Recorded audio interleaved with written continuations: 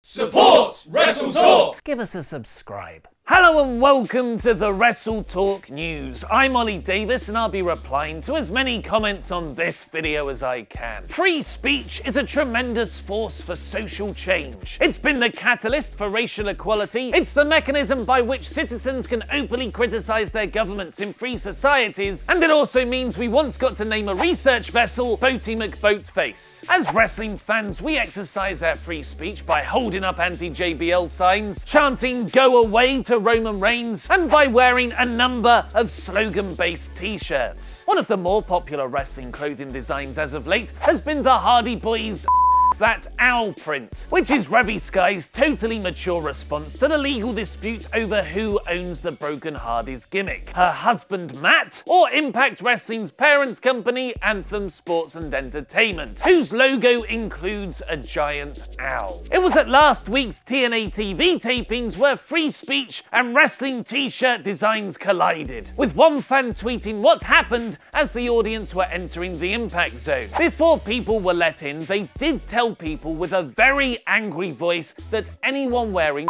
that owl shirts, they will be banned. In a not so subtle response to the Broken Hardy gimmick ownership battle, Matt has now tweeted, "The obsolete owl cannot evade my broken brilliance by flying away. Deletion is coming," with a video of an owl taking flight into a glass window. Matt has also changed his Twitter name to Reborn by Fate. This comes the day after Wrestling News World reported that WWE were looking to buy the Broken Hardys gimmick from Anthem by the end of this week, with Cageside Seats' rumour section hinting a deal had actually already been finalised. Wrestling News World are now reporting a deal has been accepted between the parties and now it is just getting everything signed and pen to paper. It is a lump sum one-time payoff and nothing more in any way after that. If true, this doesn't mean WWE will debut the broken gimmick on TV right away, like on this weekend's Payback show, but the article does point out that the long-term plan is to split the Hardys up, with Matt portraying his Broken Brilliance character, while Jeff will transition into a solo run as the charismatic Enigma. As WrestleTalk wouldn't be WrestleTalk without all your support, it's time to honour those who've donated to our Patreon with WrestleTalk Hall of Fame rings. So thank you, Dude Jim Love, Jealous Jack McCarthy,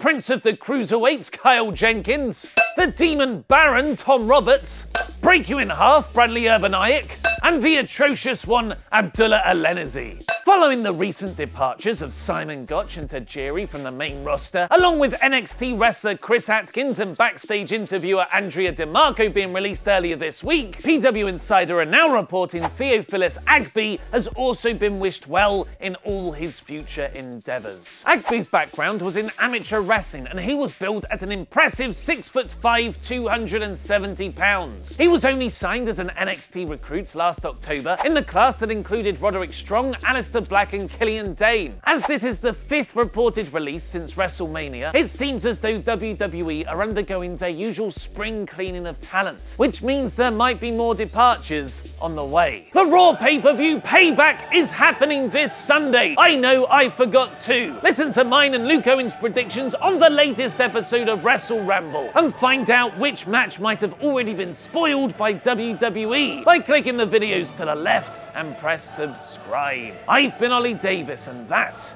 was wrestling.